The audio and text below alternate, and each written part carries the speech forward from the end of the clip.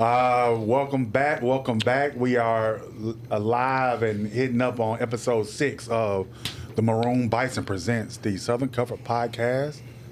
I'm sitting here with my boy Kev. What's going on? What's up? Feeling good? How you feeling? You're feeling good, feeling great, sir. How are you?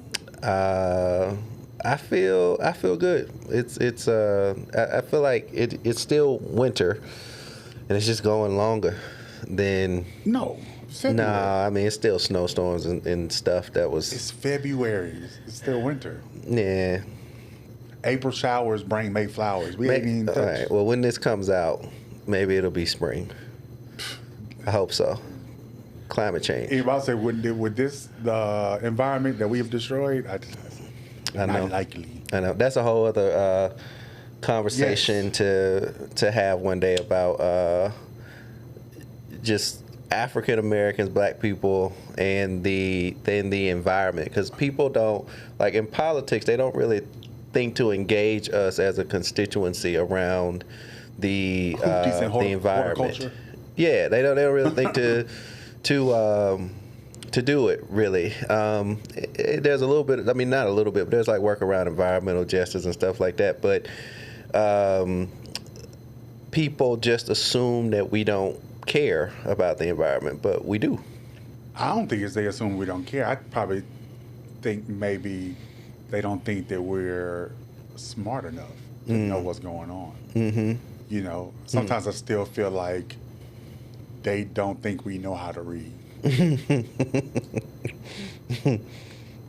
That we're only good at music and entertainment, which we are, and labor.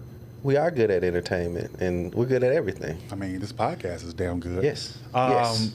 Make sure you share it to your friends. Yes, please. You know, I think one of the things that I want to touch on today is that the nominees are out for the Rock and Roll Hall of Fame, and Atlanta's very own Outkast, Outkast, is up to be inducted in the Rock and Roll Hall of Fame. I encourage everybody, if you are a fan, if you just love their music or rock to it at some point, just go vote and cast your ballot for Outkast. I mean, Kevin, our huge fans of one Antoine Big Boy Patton and Andre 3K Lauren Benjamin. Yeah. So when is the show? The show is in, I mean, history says it's in the fall, October-ish. Okay. In Cleveland. That's what the Rock and Roll Hall of Fame is. I have already staked my claim and told some people up there that, look, if they get inducted, I'm going. You got to represent. The question is, does Andre show up? No, I think the question is, does he leave that damn flute at home?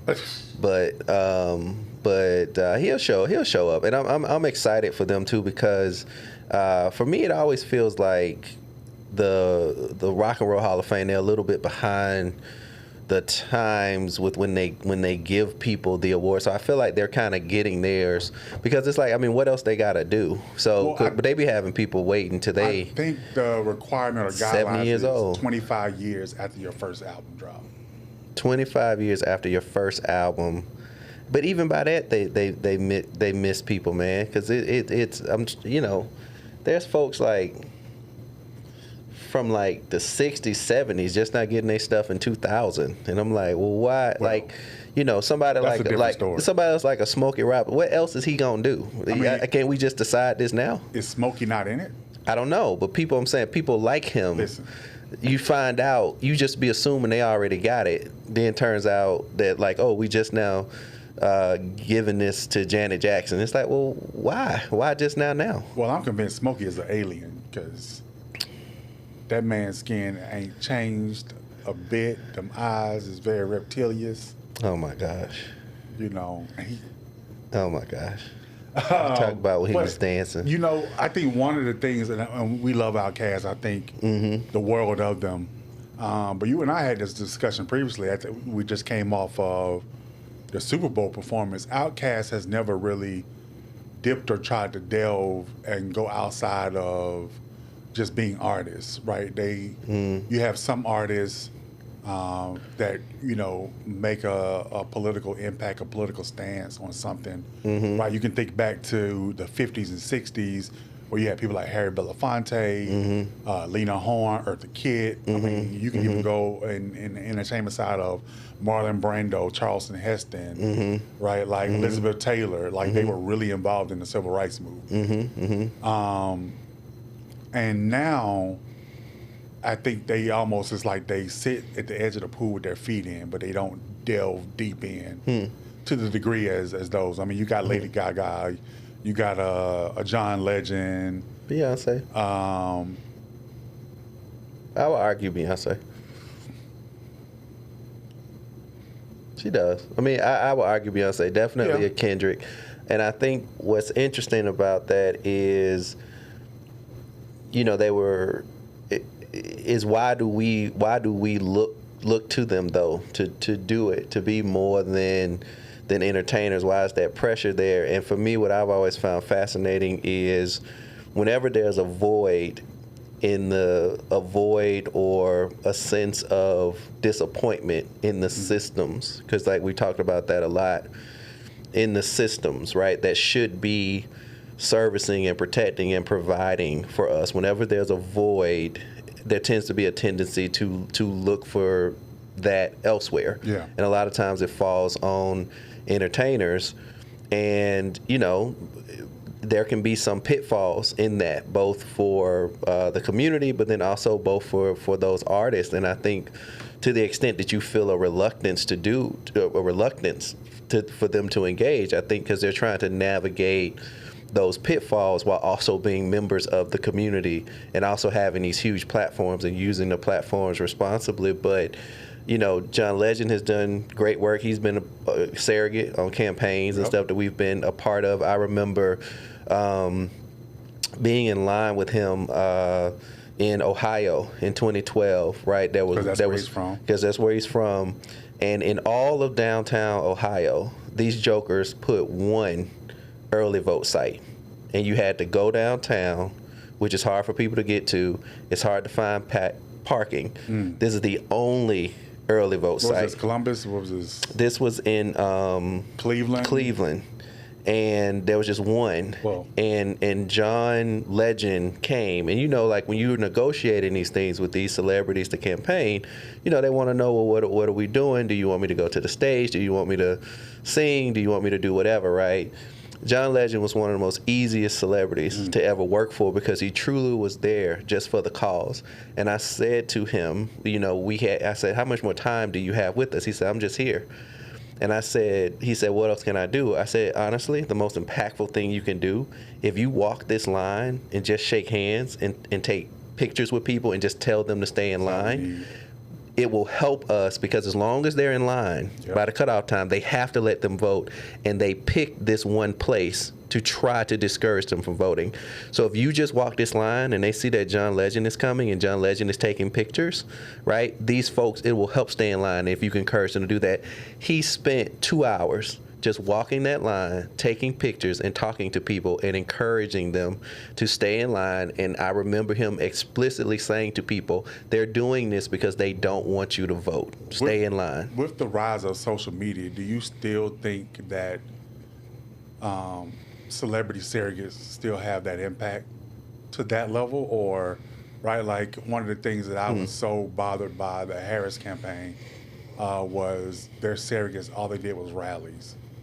When you needed that more personal one-on-one touch, because it almost humanized that celebrity, made them look like, hey, I'm just one of y'all.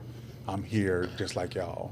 I think it still has resonance, but I think the Harris campaign is an imperfect vehicle because she had 90 days. All she had time to do was rallies, but I think that that it can still make a big difference to have celebrities be a part of the campaign and a part of the effort. And I know people say, well, Kamala had all of the celebrities, right? Hillary had all the celebrities, and y'all still lost to Trump. And you got to remember, Trump is a celebrity, right? Trump Very much so. Trump is a political phenom in part, because of celebrity. You know what I mean? So he was glorified in the hip hop community. Yeah, prior to running for office. That's right. And so we do still, I think, look to them, right? Like even when the elections and everything was over, I think almost everybody tunes in when they see Dave Chappelle is going to be on SNL and he's going to do a monologue, because he just helps make sense of things. He helps make sense of the world. But even he is someone who I think picks and chooses when to get involved politically, right? Like you and I worked with him a couple of times. And he's easy to work with. Very easy. You know, you already know that you ain't getting them to after 1 o'clock. So anything before 1 o'clock, you know, it ain't happening. Ain't no morning rallies. You know, but like he's down to do whatever, right? If he believes in it, and like you said, he's very selective. If he believes in it, and when it comes to candidates especially, I mean, he almost has to know you. Yeah. Like it ain't like I'm reaching out to do this for you. Like he has to like actually know you. And his team is very small, right? I think it's all of 3 people. Yes. And so, you know, I think the world is still giving their thought pieces about the Super Bowl halftime show. What do you think about it? I mean, personally, I loved it. But I wasn't surprised by the division amongst like the conversation, right? Some people loved it, some people hated it. But I also think that, well, it's Kendrick Lamar. So I think it's less about whether or not his performance was good or bad and more about was he ever going to translate well for a Super Bowl halftime show, right? So, but as a Kendrick fan, and for the times and the moment that we're living in, like I loved it, right? I saw all the positives, and it was one of those times where you just see the boldness that's there, right? A lot of people saw the same boldness with the activism in the 60s with some of our celebrities and our entertainers, and I saw that again with Kendrick, because you're literally in that stadium. The president of the United States is there. You know all of his views, everything he stands for. And this dude got on stage with a whole black ensemble, black everything, and did that performance with so many messages in it. And like you said, a lot of people kind of dipped their toe in the water. Well, Kendrick didn't. Kendrick was just boom. And I think he, for a lot of people, exuded an energy and said what a lot of people just want said right now. And quite frankly, why are they looking for him to say it? Because they don't feel like their political leadership is. Well, so it's interesting. So when I saw it, I was not invested in the Kendrick Drake beef, right? I'm not a fan of Kendrick. I'm not a fan of Drake. I rock with some of their songs. But if you didn't know what was going on, you wanted it to end. But if you knew what was going on, you loved it. So I'm right there. I knew what was going on, and yet and still I didn't know what was going on. So it was just like, it was good. Right? So when you saw Serena, did it deepen your confusion? I laughed. Did it clarify anything for you? I just laughed. I was like, oh, she's up there crip walking. And I was like, oh, she looked good. I wasn't. Did you catch it right away that was Serena? I did. Yeah. Listen, I see Serena, I'm like, hey, that's Serena Williams. Because I was a big Williams girls fan. Like I watched them growing up, watch them at home. We didn't have cable, so U.S. Open was on in the summertime. You watching it? Yeah, like, I'm watching it because there was nothing else. How to watch. Y'all didn't have cable? Mama did not. Listen, I told you, my mama made pig ear soup the other day. But you think a woman who making pig ear soup? So y'all didn't have a box man in y'all neighborhood, bruh? You didn't have that cousin that could just get you a cable box. We did not live in the city. We lived on the outskirts of the city because she is country. My mom is country. She like quiet. She like crickets. She made pig ear soup.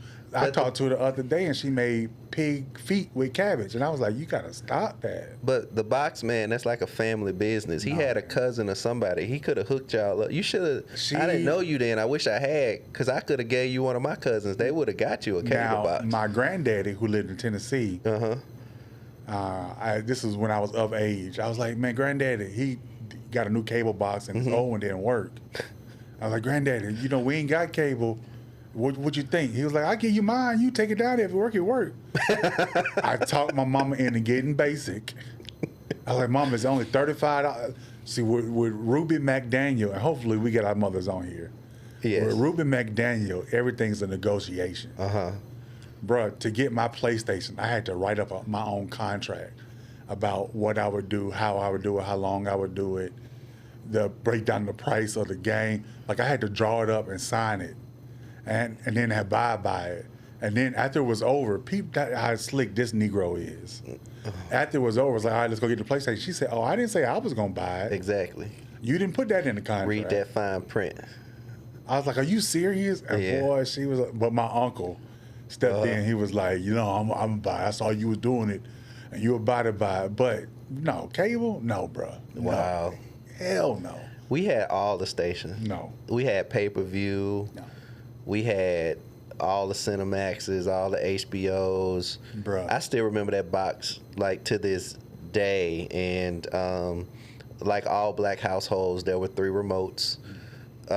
It was a wonderful childhood. I hate that you didn't have this. I'm so good. That's why my balance is so good, because I had to work the rabbit ear antenna to stick your leg out to make it work. Mind you, we also had a floor model television where the knob was broke because we used it so much. Yeah, that's what we had to turn it with pliers. That's what the pliers is for. That ain't no obstacle. Well into, I was in 8th grade when we probably got rid of it. So what's that? That's like 1999? They last forever. But okay, so when that TV died, though, we got cable my freshman year of high school. But did you remove it from the home, or did you just put the new TV on top of it? Bam. That's what I'm talking about. Bow. That's how you do it. That's how you do it. How did we get off topic? But no. So back, celebrities' influence being involved. We saw it in the 50s, 60s. Yes. We got the Civil Rights Act passed. Yes. Did it sort of die down in the 80s? I mean, I don't remember. I can't think.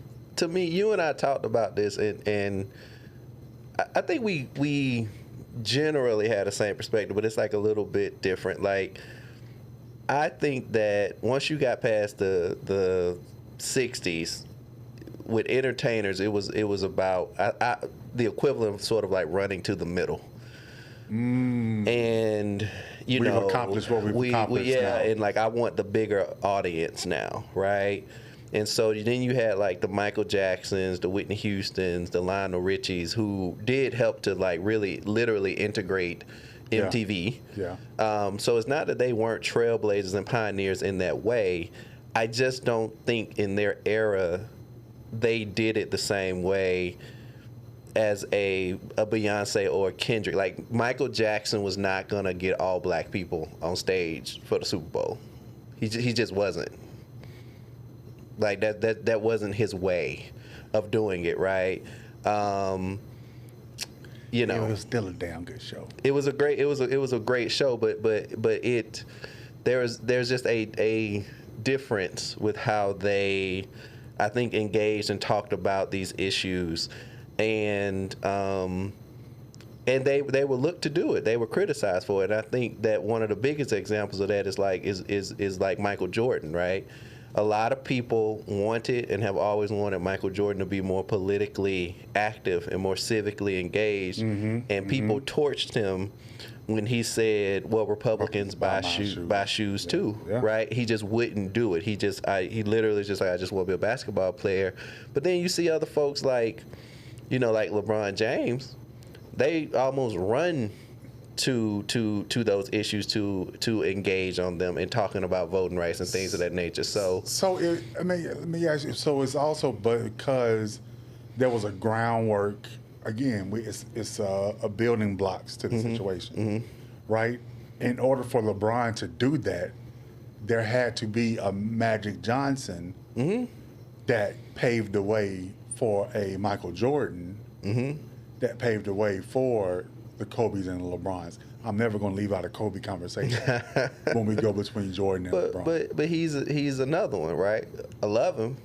You know, he's at this point almost like our third co-host, all right? Outside, you know, he is, right? He is in every episode as well, right? But never. But he didn't really dive into politics either. He didn't dive into politics, but what he did take on, the mantle he did take on, was the spotlight on women's sports.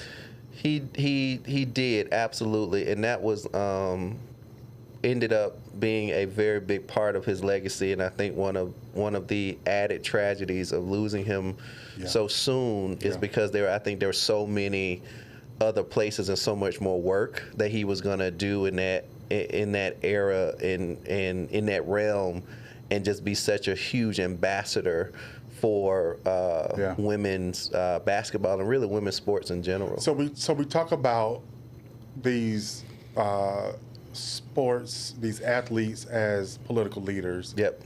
But I kind of want to rewind because it sort of came into play of the earliest things that we can look at in terms of the civil rights movement and a lot of those players that I mentioned, you know, prior to. So when you look at the civil rights movement, you take a spotlight on Martin and Malcolm, right? And so, being from the South, we were always taught about Martin more than Malcolm, right? His teachings. And so when you look at Malcolm, you kind of you delve into him more in your latter part of your life, right? Like you read more about Malcolm in college and tried to understand that more. And I realized that was not gonna make it in your K through 12 curriculum. Damn sure ain't gonna make it in there now. For a reason. No, right? They don't want you to know about that part. And it's interesting. They showed us Malcolm X. I remember seeing Malcolm X in middle school. And you could have saw it at home. Your mama got that cable box, but that's fine. Well, she know Denzel. She probably definitely rented it. She would have paid the $35 to see Denzel. I love that Denzel. He sure enough handsome. Ruby gonna kill me. She done already told me to stop talking about her on this podcast. Nope. But no. So when you look at the two ideologies of the two, you know, Martin used nonviolence as the weapon of destruction, to transform white America into acknowledging and accepting blacks. Malcolm was like, F that shit, right? I'm a separatist. We need our own. We need to create our own power. Racism is a disease. We're never going to be accepted, right? Like it has filtered through America and it has taken over. But when you think about it, they needed each other. Yes. Right? White America needed to see the extreme of what could happen. And then they needed to see, you know, people say the lesser of two evils. I'm going to say the better of two angels. Of what we can be and what we will be if you keep on doing the shit you're doing. So I wonder, you know, for them laying the groundwork, did we take our foot off the gas pedal after that Civil Rights Act was passed? And did we allow entertainment to more drive our focus and acceptance and acknowledgement and the athlete and the glorification of the athlete and the entertainers to absorb it and not keep our eye on the prize and still progress forward in terms of more than just the Civil Rights Act? I think so. I love, you know, Malcolm and Martin. One of my favorite courses at Howard. I took a whole course where we really looked at the philosophies and the teachings of Malcolm and Martin. And the whole point of the class was to make you go through this exercise and ultimately have your own position or view on who do you think was right. And the beautiful thing about that class is, and the professor told us this after the fact, which is that by the end of that class, everybody pretty much comes away saying that they were both necessary. You needed, society needed to see both. You know, it's basically good cop, bad cop, right? They needed to see both in order for there to be progression. But the one thing that I'm always very explicit about is one of my favorite leaders of all time. I think one of the greatest Americans of all time is Martin Luther King Jr. And I always push back if anybody try to say, you know, Martin was soft. He was not. And I always remind people that Martin was in the belly of the beast, right? Take nothing away from Malcolm X, but you talking that in Harlem, where you surrounded by your own, right? King was in Mississippi, you know, marching and spreading his message. So with nothing soft about Martin Luther King Jr. or his teachings, and when you really look back at the time, particularly toward the end of his life, and you really see what the country felt about him, right? It was very clear he was not like soft. He was very controversial for his time, and so I don't think we necessarily took our foot off the ball. I think the fight just evolved, right? And we started to we built off of that momentum, and we wanted to try to see similar progress in other areas and other spaces.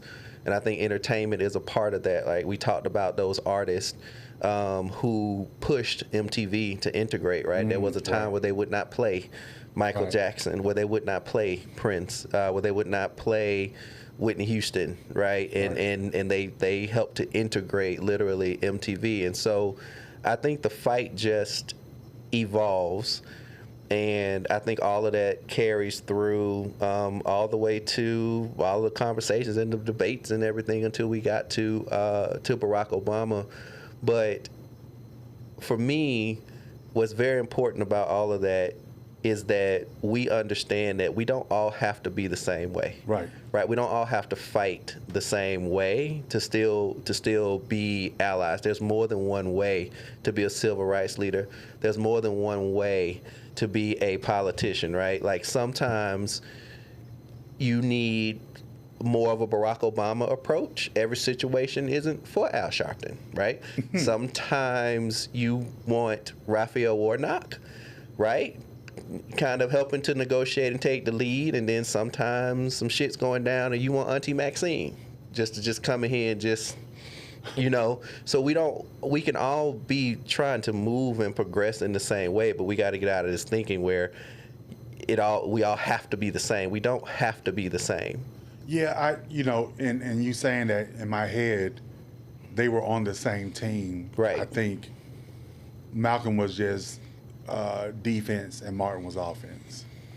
I'm gonna run up the score, but I need you to, hold the line and knock some heads off. Yeah, I think that's very accurate. Martin was, definitely, I think, like the quarterback for sure. And I when you think about it, I don't know what Malcolm was thinking when he felt like we need to bear arms and, create this militia. It ain't enough of us. I think he said it well. Anyway, I think that was Martin. That probably was Martin Luther King's point as well, right? And this gets to a thing that I feel too. Martin to me was more of an institutionalist, right? That in order for us to advance and bring change, right, we have to operate within institutions. Right, and Malcolm was more like, no, you have to destroy that institution in order for advancement. I've always been an institutionalist, right? I can go through the whole track record, the whole record, right, in public service, the bills that I've helped get into law, all of the different things, right, that we've done. But I've always been a part of institutions, and I'm an institutionalist guy. I've never been a person who will go march. But that outside pressure, though, is very much a part of the process, right? And so we don't all have to be the same and do it the same way. You need everybody coming to the table to try to push forward on some of this stuff, especially now. And so it's interesting you say that. I think I dibbled and dabbled of both, in and out of both, right? You would catch me, I can say that I've marched with John Lewis. I've marched with Jesse Jackson, right? Like, and I wasn't in the back. I was standing right next to him, and I, just looking back, I can say those things. I've marched with labor leaders in snow in Wisconsin, in Madison, right? Like, but at the same time, I've sat in those rooms and been in institutions that help pass the same legislation that we talk about, right? Help mold and create, because I was the one who could gather the masses to help push something across. So when we talk about advocacy and advocating for what we believe in, like, I dabbled and dabbled in both, and you're right, both are needed, both was needed. Right. And so when you look at those generational leaders like King and Martin, and even people like Zenona Clayton, right? Like, can't leave, women of the movement out. But now we transform, and we in the modern day era, and we look at someone like a Barack Obama. Yeah. And his accomplishments, and, now that we're 16, almost 20 years since his election. Well, you doing that Morehouse math. Is it? No, it's been that much, hasn't it? It ain't been no 20 years. It's been 16, 18? It's been 16. 12, carry the 1. Come, all minus right. the 2, Okay. divided by 5. All right, Morehouse. But it feels like eternity. Especially everything we've been through since, right? Listen, I've died and come back, so that would, These are facts, yes, yes. But, right, like, again, look at what the country has been through. Right. We've been through a whole wave of movements, right? So after Barack Obama, which was a movement in itself, we had the Black Lives Matter movement. We had the Summer of Sadness in Ahmaud Arbery, George Floyd, Breonna Taylor, Rashad Brooks. Yeah. I mean, we could continue to name names of people who died at the hands of police brutality, right? Like even gun violence. Yeah. So looking back, what is Obama's legacy? What footprint did he leave that we can carry on now, right? We have the Affordable Care Act, but even that is still like a seesaw and it's shaky in terms of if it works, if it doesn't, if it helps, if it doesn't, because it's being stripped.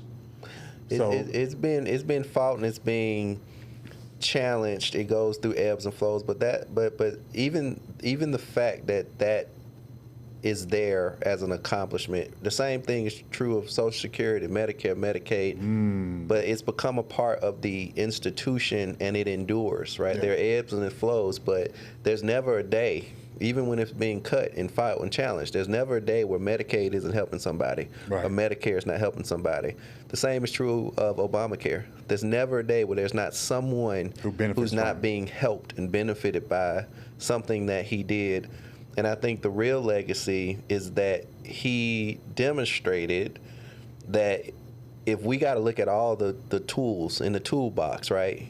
The presidency is something we should add to the toolbox. It is possible to have an African American lead the country at the highest level and serve all Americans while also, yes, putting gains on the table that advance and benefit African Americans as well.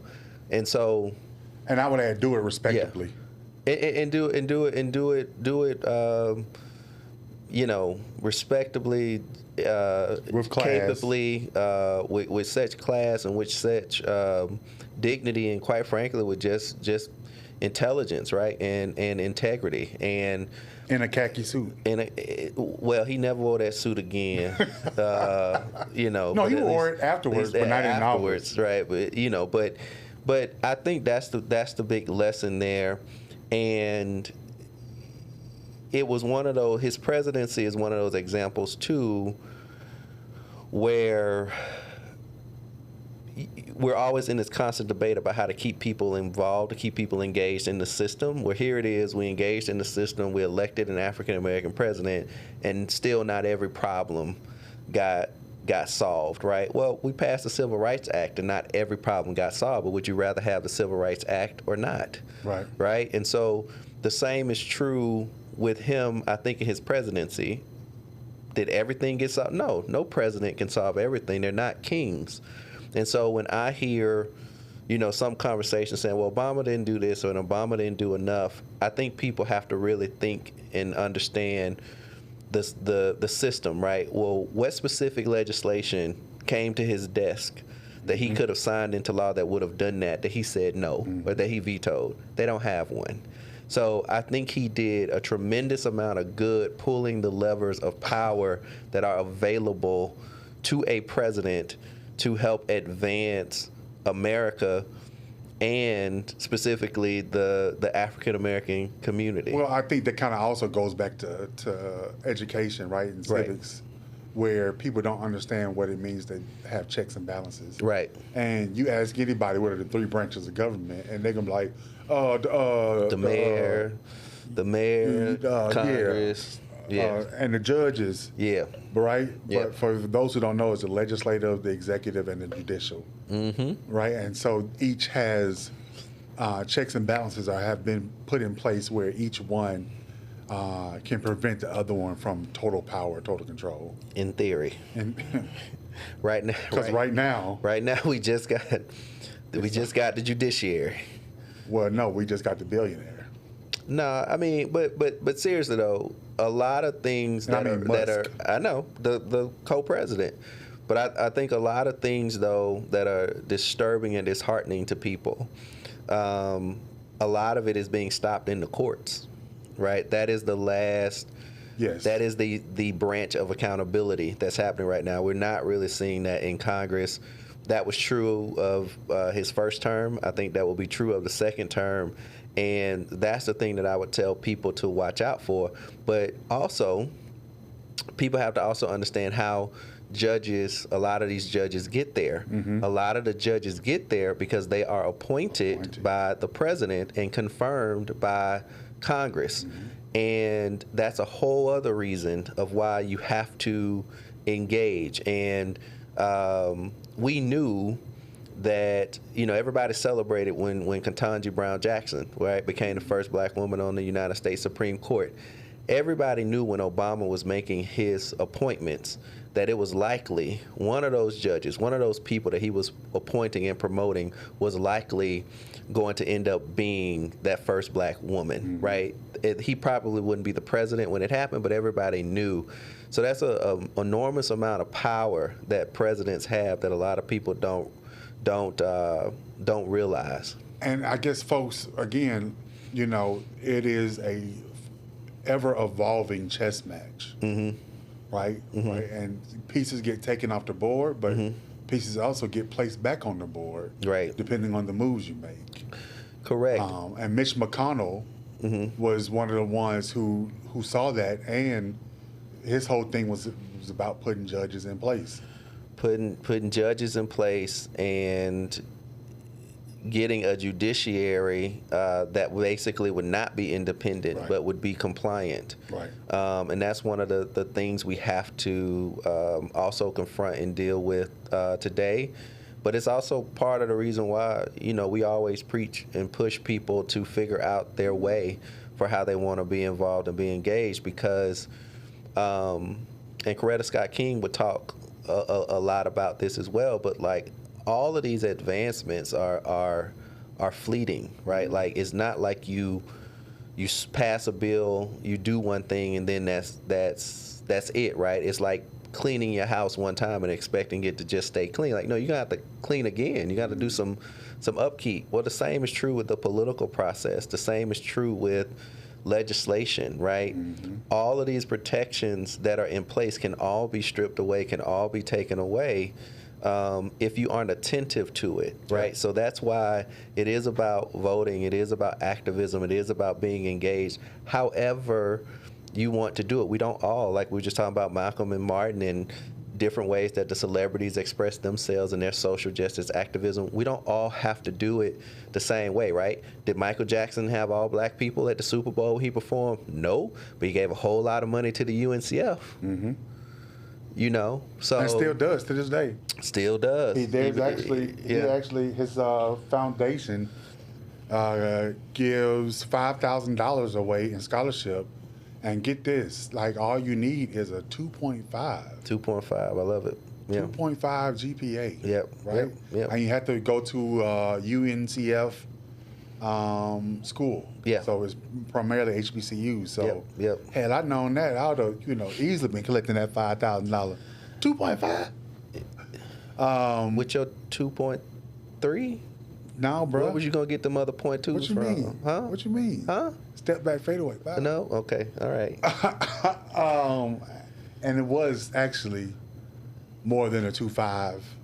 How much more? Listen, because I mean, you wasn't watching cable, so you ain't had nothing else to do. We talking about high school. Oh, okay. So by then y'all was good. Oh no, high school it was definitely a 2.8. Okay. It was a 2.8 because I qualified for the Pell Grant. And Morehouse let you in with a 2.8. Listen, first of all, they was begging me to come. They was like, look, we got a couple slots left. You know what I'm saying? I know it's past the deadline to apply, but you go home and you fax this application up here. This is actually a true story. Oh my God. This is actually a true story. I applied to Morehouse in May of my graduating year. Like, how many schools did you apply? Did you know for sure, like Morehouse? No. Okay. I applied to not very many schools because I didn't know if I really wanted to go to college. Mm-hmm. And actually, the only reason why I applied to college was because of a girl I was dating at the time was pressuring me to apply. Mm-hmm. Mm-hmm. And there was a sense of me being nervous about going to college. Mm-hmm.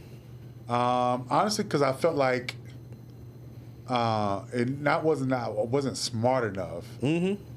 I just felt like I wanted to get out there and make money. Yes.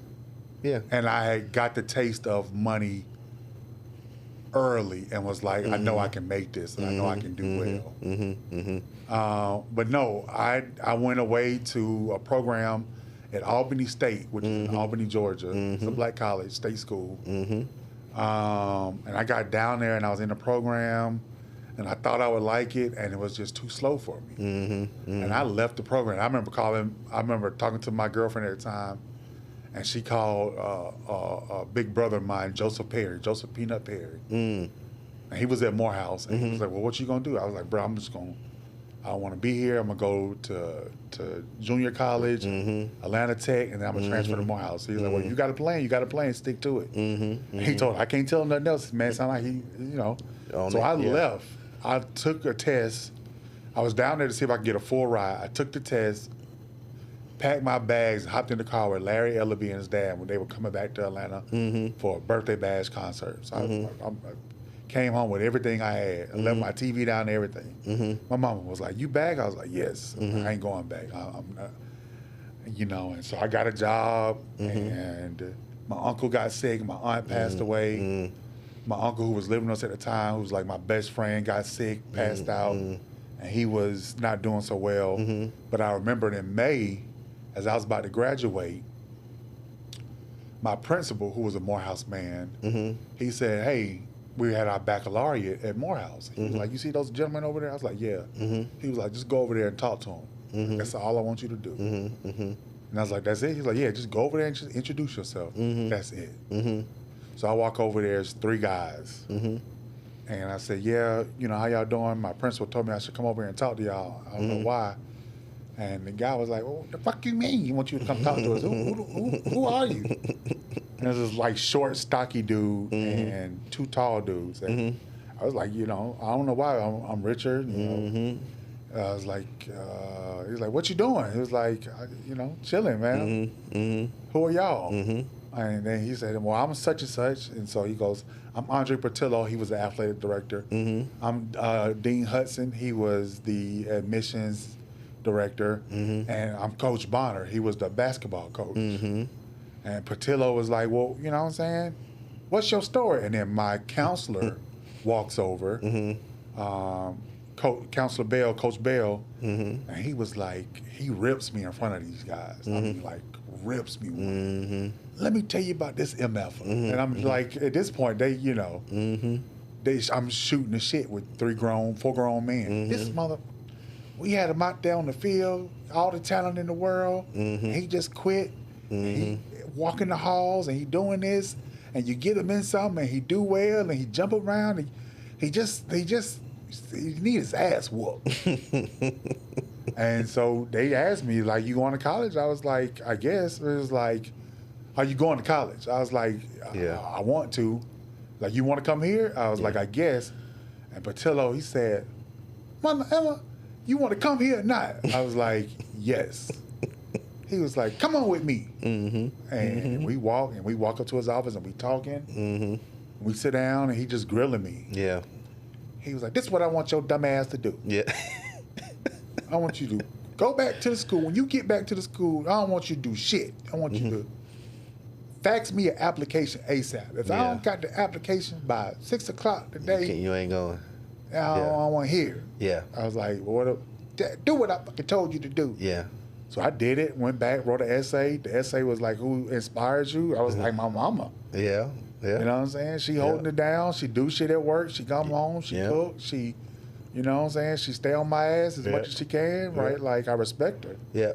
It was like, I remember the closing line was, if I grow up to be half the man my mother is, I know I'll be okay in the world. And I didn't hear anything back until the first week of August.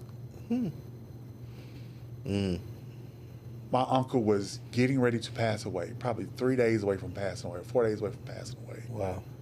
I get the letter, and I had been getting rejection letter after rejection letter from colleges. And it was like no hope. Like, Georgia Southern had sent me a packet and 2 rejection letters in the packet. I was like, damn, I'm that fucking bad, bruh. They sent you a packet? A welcome package with the rejection letter in the welcome package. Welcome to what? Bro, welcome to this this dumbness bullshit. But, you know, Morehouse, the letter came in the mail and was like, welcome.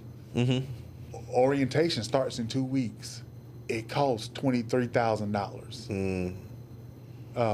You need to have the money by this date. And I remember checking the mail and read it like, holy shit. Mom was like, what? I was like, holy shit. And I said this. She's like, what? And then I give her the letter, and she looked at it and she said, I'll be damned.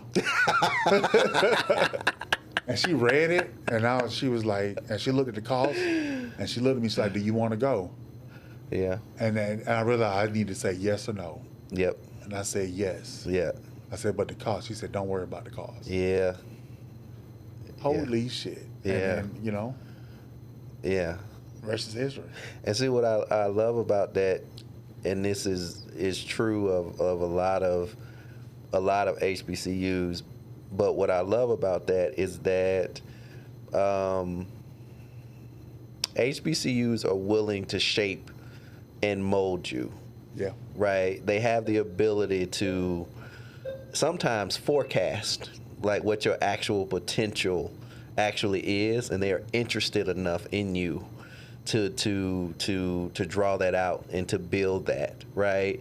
And probably no other school you would have went to, right, would have taken that same interest in you to mold you and really, you know, build you up and look at all the contributions that you went to make. And Morehouse and all of our HBCU institutions are literally doing that every day for people. There are some folks where every other school looked past them and their talent and their ability, but that HBCU held them down and helped mold and shape them, and they have different lives now because of that and that experience. And, you know, getting cussed out, that's just part of the experience, but it goes back to one of the things we said before, which is that you don't leave a HBCU saying you can't do something. They literally get it out of you. And HBCUs,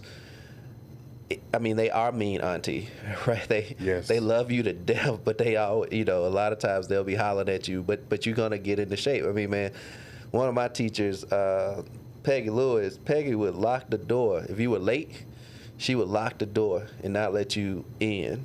And if you left, right, you can't get into class, but if you left, right, that's how you really got into trouble and got your grade marked down. You had to still had to stay outside. Wow. Right? I like that. Yo, boy, she would be on you. So that's how you gonna be? You gonna be the black person that's late to work? You gonna be the black, you can't get nowhere on time? I like that. You know? So love her. Yeah, I kind of got choked up with that, but we need to close out every episode, right? We do it for the Mamba mentality. Yeah. Who exemplifies what it means to be relentless. Man, my Mamba moments, I just kind of see where the conversation goes and what inspires me. So for me, it's gonna be a mix. I'm gonna shout out Barack Obama. I'm gonna shout out Michelle Obama. I'm gonna shout out Bo. I'm gonna shout out Sonny, Malia, Sasha. First of all, that whole family, the dog, bro. Right? Just the having dog. To be excellent and just be such a wonderful representation. Everybody had to be on point. Grandma Robinson, so. Nobody everybody had to be on point. And they represented us specifically as a community, but then they also represented the country brilliantly and capably for 8 years. And then also I'm going to give it to all HBCUs. I'm biased, obviously. I love Howard University. That's what shaped and what molded me. But really, this is about all of the HBCUs, because I say this all the time. For me, it's like siblings, right? Like I crack jokes about my HBCU being better than your HBCU and all that other stuff too. But that's just us clowning. When we get into this real world, it's us against everybody. And so much of my political work and advocacy work has literally helped to result in hundreds of millions of dollars going to HBCUs. I proudly donate to Howard University every month to help fund scholarships for kids who have a gap between their financial aid and the balance that they owe. So everything that we donate goes to help kids plug that gap, and I look forward every year to getting the letters in the mail from the kids that you helped. Oh, nice. And so so that's what my moment goes to. The Obamas, including Bo and Sonny, even the damn dogs. They not one time did them dogs bite anybody. That we know of. Not one time did them dogs bite anybody. Okay? Because we would have heard about it. It would have been, if the brother couldn't wear a tan suit, you think they was going to let his dog just be biting people in the White House? No, even the dogs was on point. They know Daisy. For my... that you bring up our dog. For my Mamba mentality, I'm actually going to give it, I'm going to take kind of similar page in your book, but I want to give it to educators, teachers, specifically the ones that helped mold and shape me to who I am. Some I still talk to this day. So, to Miss Portia Potts, I know you listening. You actually emailed me the other day and said you like the podcast. I want to thank you, especially thank you for everything that you helped do for me. And she was actually never my teacher. I used to skip to her class.